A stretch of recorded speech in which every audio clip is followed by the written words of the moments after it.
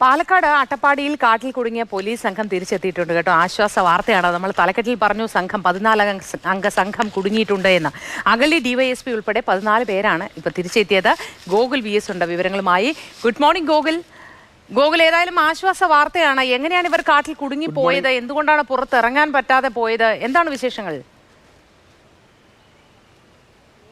ഇന്നലെ രാവിലെ കഞ്ചാവ് വേട്ടയ്ക്കായി പോയ സംഘമാണ്, 16 അംഗ സംഘമാണ്, അഗളി ഡിവൈഎസ്പി അടക്കം ഉള്ള സംഘമാണ് ഈ കാട്ടിൽ കുടുങ്ങിയത്. അവർ അല്പസമയത്തിനുള്ളിൽ തന്നെ ഈ silent Valley forest സ്റ്റേഷനിലെത്തും.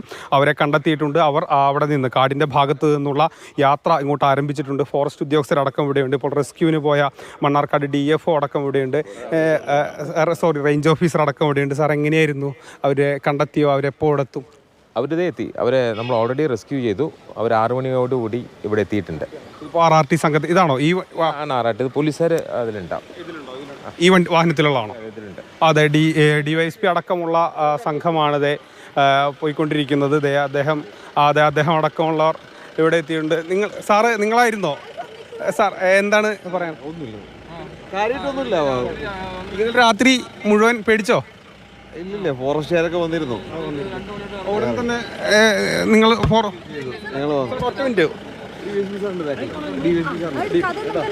DSP സാറുണ്ട്. DSP സാറുണ്ട്. കുടുങ്ങാൻ കാര്യം ടെറൈൻ, അതില് നമ്മുടെ കൂടെ ഉണ്ടായിരുന്ന ഗൈഡിന് ചെറിയൊരു അബദ്ധം പറ്റി. അങ്ങനെ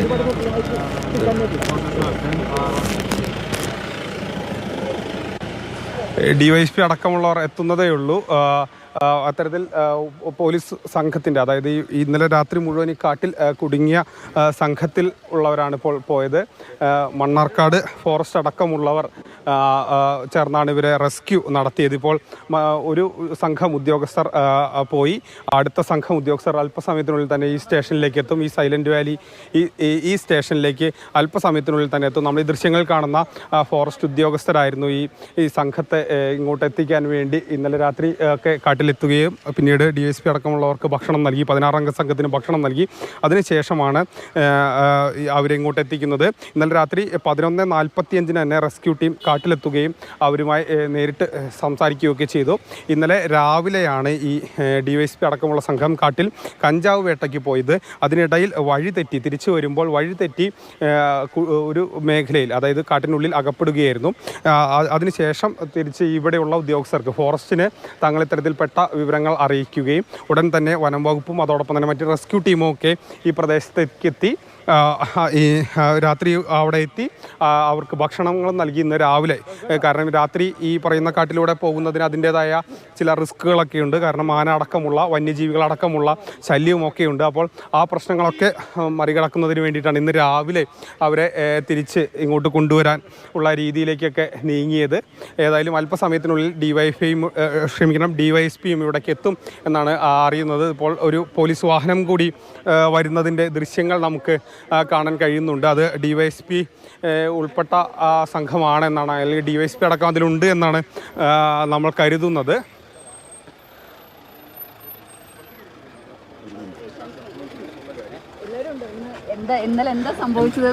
ഞങ്ങളൊരു പതിവ് കോമ്പിംഗ് ഓപ്പറേഷന് പോയതാണ്. അപ്പോൾ കോമ്പിംഗ് ഓപ്പറേഷനുമായിട്ട് ബന്ധപ്പെട്ട് എല്ലാ പ്രാവശ്യം പോകുന്ന പോലെ പോയതാണ്. ഫോറസ്റ്റ് ഒഫീഷ്യൽസിനെയും ഒക്കെ കൂട്ടിയിട്ടാണ് പോകുന്നത്. ഇച്ചിരി ലേറ്റായി. ഞങ്ങളുടെ പണി കഴിഞ്ഞപ്പോൾ കുറച്ച് ലേറ്റായി. അപ്പോൾ പിന്നെ അവർക്ക് ഡയറക്ഷൻ കറക്റ്റായിട്ട് കിട്ടിയില്ല. അതെ അതെ അതെ അതെ വളരെ ഡീപ്പായിട്ടുള്ള സ്ഥലമാണ്. അപ്പോൾ ഞങ്ങളുടെ ഇവിടുന്ന് രാവിലെ ഞങ്ങൾ ഏർലി മോർണിംഗ് പോയെങ്കിൽ പോലും അവിടെ എത്തിയപ്പോഴത്തേക്ക് പിന്നെ ഇത് ഓപ്പറേഷൻ കഴിഞ്ഞപ്പോഴത്തേക്ക് 3 മണിയൊക്കെ ആയി. പിന്നെ ഞങ്ങൾക്ക് ഇറങ്ങി വരുമ്പോഴത്തേക്ക് ലേറ്റായിപ്പോയി. അപ്പോൾ അതാണ് പിന്നെ അവർക്ക് ഡയറക്ഷൻ കിട്ടിയില്ല. അത് പ്രശ്നം ഉണ്ടായത്. വേറെ കുഴപ്പമൊന്നും ഉണ്ടായില്ല. ഫോറസ്റ്റിൻ്റെ അവർ RRTക്കാരൊക്കെ 1 മണിയോടുകൂടി എത്തി. പിന്നെ GPS ഒക്കെ ഉപയോഗിച്ച് ഞങ്ങൾ പ്രത്യേകിച്ച് അവരുടെ ഒരു ഹെൽപ്പോടുകൂടി ഞങ്ങൾ താഴോട്ടെത്തി. അഗളി DYSP ജയകൃഷ്ണനാണ് ഇപ്പോൾ സംസാരിക്കുന്നത്. വലിയ ചെങ്കുത്തായ മലകളും അവിടെ വന്യമൃഗ ശല്യമൊക്കെ ഉണ്ടായിരുന്നു. ആനയുടെ ശല്യവും കാര്യങ്ങളൊക്കെ ഉണ്ടായിരുന്നു. ഞങ്ങൾ അതിനുള്ള പ്രിക്കോഷൻസ് ഒക്കെ ഉണ്ടായിരുന്നു. ഞങ്ങളെല്ലാ പാർട്ടിയെല്ലാം വെൽ പ്രിപ്പയർഡ് ആയിട്ടാണ് പോയത്. എങ്ങനെയാണ് നിങ്ങൾക്ക് ഈ വനം വകുപ്പുമായിട്ട് ബന്ധപ്പെടാൻ എങ്ങനെയാണ് കഴിഞ്ഞത്? അല്ല, വനം വകുപ്പിനെ ഞങ്ങൾ അഡ്വാൻസ് ആയിട്ട് അറിയിക്കും. ഇങ്ങനെയുള്ള കാര്യങ്ങളിൽ അവരുടെ ഹെൽപ്പ് കൂടെ നമ്മൾ എടുക്കും. വഴിതെറ്റിയ അല്ല, അത് ഞങ്ങൾ ആ സ്ഥലത്ത് ഞങ്ങൾക്ക് റേഞ്ച് അവൈലബിൾ ആയിരുന്നു. അപ്പം അതിൻ്റെതായ ഒരു സൗകര്യം കിട്ടിയതുകൊണ്ടാണ്. ഈ യാത്ര എന്ത് പർപ്പസിലാണ് ഇതെന്റെ സാധാരണ?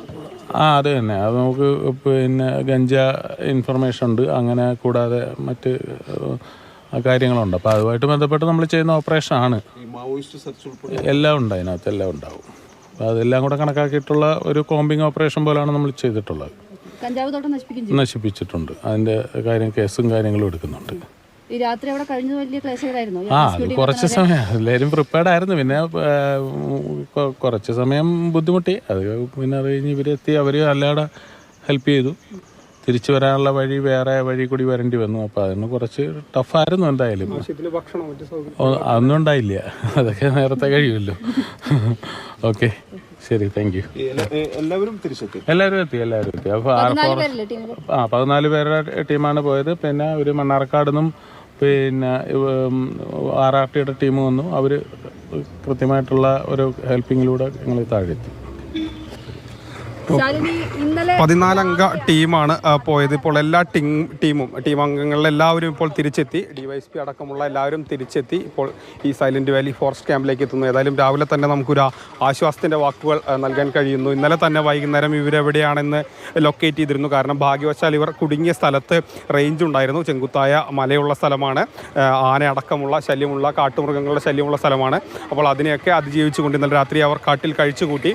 ഏതായാലും രാത്രിയിലെ ജീവിതം അല്പ ക്ലേശകരമാണെങ്കിലും വനം വകുപ്പും അടക്കമുള്ളവർ ആ സ്ഥലത്തെത്തി അവരുമായിട്ടുള്ള ബന്ധമൊക്കെ പുനഃസ്ഥാപിച്ചതുകൊണ്ട് തന്നെ ആ രീതിയിൽ പോയി.